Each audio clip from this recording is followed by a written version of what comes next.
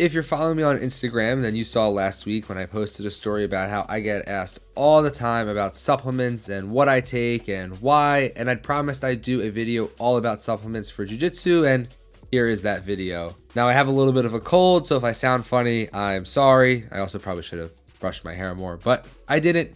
Here we are.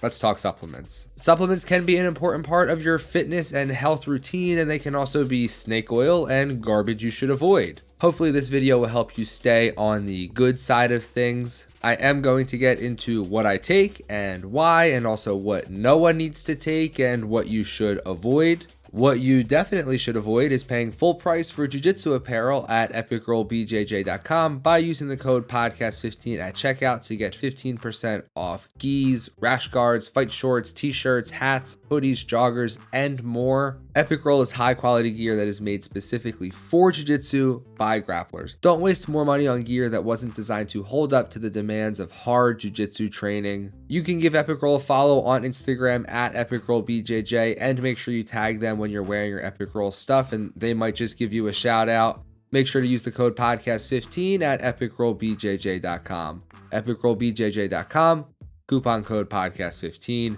Now let's talk supplements. Before we get into what I take, here's an important note on supplements.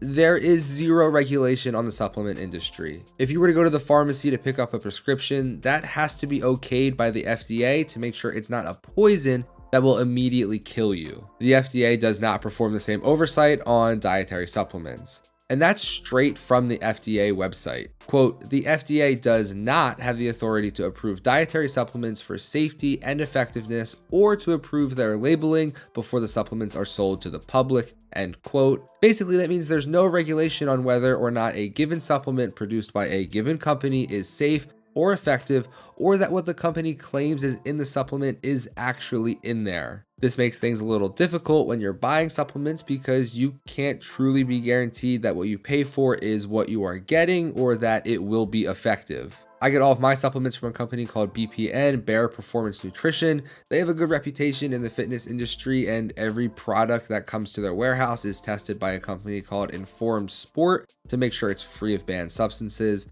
I put a link to BPN in the description if you want to check them out and pick up some of the things that I take. I do recommend them. I've been a customer for a long time. Now on to what it is that I do take. Protein shakes for me are both a matter of convenience and also a way to make up for what I'm lacking from my diet, to supplement it. According to the Academy of Nutrition and Dietetics, Dietitians of America, and the American College of Sports Medicine, the current data suggests that physically active individuals should consume 1.2 to 2 grams per kilogram of body weight of protein each day. I'm a little shy of 80 kilos, so if I want to hit that 2 grams per kg mark, I need 160 grams of protein a day, and for me, that's a lot to eat. A protein shake helps me get closer to my daily protein goals, and it's convenient. I can just mix it up and drink it whenever throughout the day. Do you need a protein shake if you're easily hitting your daily nutritional goals? Probably not, but if you were to track your food for a week, I'd assume the average person is not hitting their protein goals every day of the week. Maybe I'm wrong. Let me know in the comments if you struggle like me to get to your protein goal or if you're getting everything you need from your diet, but I would assume that most people are not. Protein is extremely important for your body, and it's how your body repairs your muscles after activity. The amino acids in the protein itself repair muscle tissue, and it helps your recovery after workouts. When you are strength training or taxing your muscles, the muscles slightly tear and your body uses protein to repair those tears. You repeat that process enough times and the muscle grows. That is a very, very, very simple explanation of muscle growth, but that's basically the gist. Without protein, your body will struggle to repair the damage you inflict on it through training. So for me, protein is a super important macronutrient, and I track that even more than I track calories because I need to make sure I'm getting in what I need to recover. Creatine is one of the most researched supplements there is, and it also is one of the most effective supplements you can take to help with performance. Creatine is a molecule that is naturally found in your body, and whether you supplement with creatine or not, if you consume meat and or fish as part of your diet, then you already have creatine in your body. But like all supplements I take, I use this to bridge the gap between what's naturally occurring and consumed through my diet and what I need to maximize my performance and recovery. In very, very, very simple terms, so this video doesn't get super boring, creatine turns ADP molecules into ATP molecules, which makes more energy available for high intensity exercise.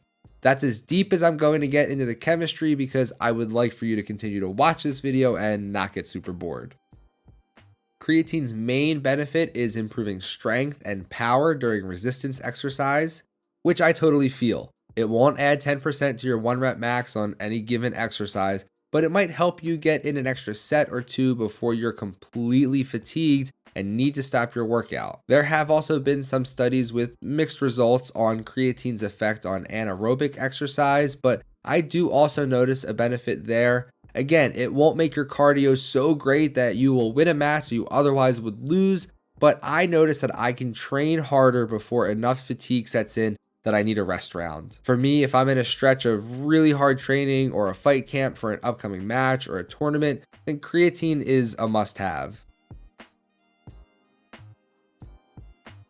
Pre-workout drinks are something that you really don't need if you can just drink coffee. If you like coffee and you need some caffeine and some energy, just drink a cup of that. Two main problems here. Number one, I hate coffee. Number two, most people who do like coffee don't want to drink it immediately before a hard training session.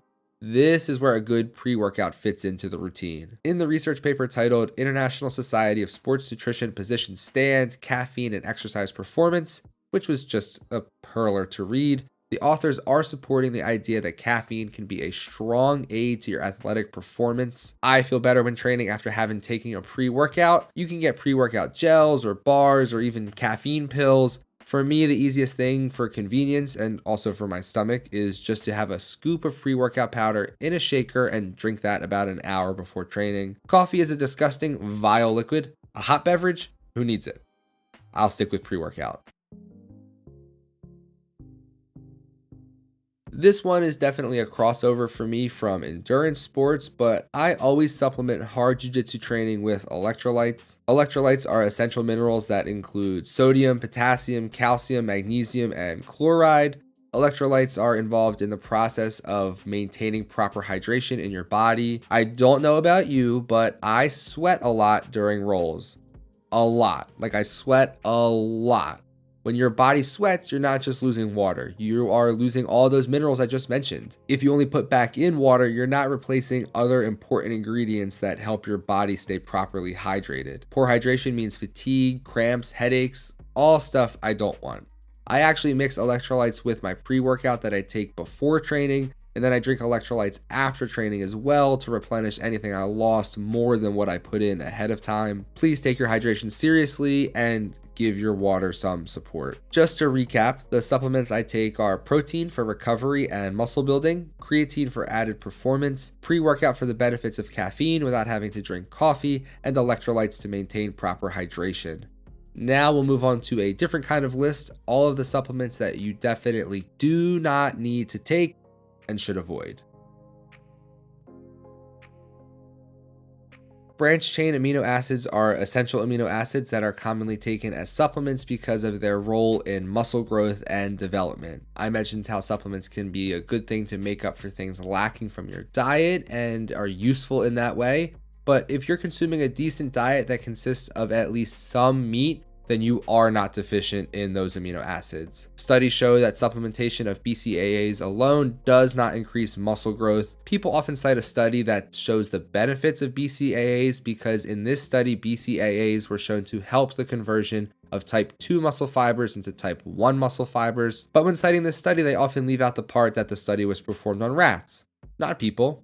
Rats are not people, and we can't assume that something that works for rats will work for people. Taking BCAAs will not by themselves help you, and you're probably getting everything you need here in your diet already. If BCAAs are an ingredient in your pre-workout or something else that you're taking, it won't hurt you, but you don't need to seek them out. Glutamine is an essential amino acid and is involved in many functions in the body, and it's been wrongly assumed that it's helpful in muscle growth in recovery. People assume that because glutamine is found in the muscles, then ipso facto, it will help your muscles grow post-workout. This is not the case.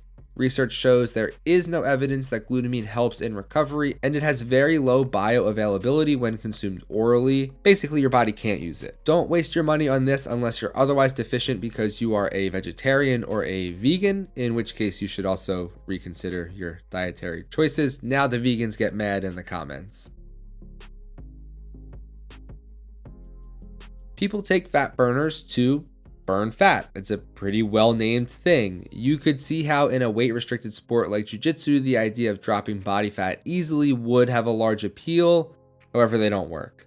Your body burns fat when it needs to, as a fuel source and through thermoregulation, which is the maintenance of your body's temperature. When you take fat burners or fat loss supplements, you're trying to trick your body into burning fat when it doesn't need to be burning fat. According to Dr. Eddie Joe, quote, fat burner supplements cannot extensively override these factors and have practically trivial effects on fat metabolism and body composition, end quote. So basically he's saying they don't work. Your body is too good at regulating itself and its systems to magically burn fat when it is not required to do so. If you need to lose fat, the only thing you can do is put yourself into a caloric deficit where you are consuming less calories than you are burning. That's it. No magic pills, just eat less than you burn. So that's it. 4 supplements I take and recommend, 3 supplements you don't need and should stay away from. Remember, supplements are just that, supplemental. If you're getting everything you need from your diet, then you don't need them. But if you're like me and you know your diet isn't providing everything you need to maximize your performance, then you should look into filling those gaps with supplements. I'll put the link to BPN in the description. That's where I get everything I take. I like their stuff and I know that it's clean. Let me know in the comments what I didn't mention that you take and what I didn't mention that no one should take. Thank you all for watching. I hope you found this helpful. I will hopefully see you all in the next one.